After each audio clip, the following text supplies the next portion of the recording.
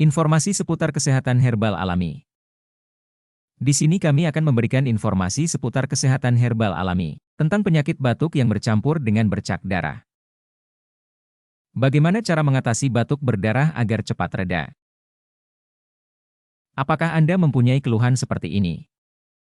Batuk darah, muntah darah, sesak nafas saat aktivitas naik tangga, sering pusing, sering pingsan, mudah lelah, batuk kering. Waspada.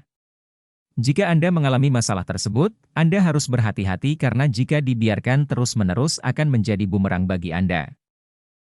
Lalu bagaimana cara mengatasi keluhan seperti di atas? Batuk yang membandel dan bercampur bercak darah.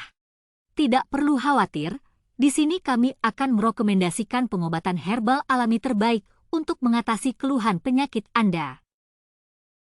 Detopar Pipeka de Nature bisa digunakan untuk obat paru-paru, obat radang paru-paru, obat flek paru-paru, obat bronkitis, obat TBC, obat ISPA.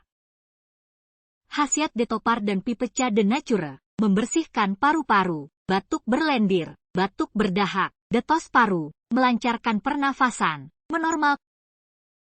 Komposisi Detopar, tiap kapsul mengandung ekstrak yang setara dengan Morindae citrifolia fructus 1250 mg, Zingiberis officinalis rhizoma 602.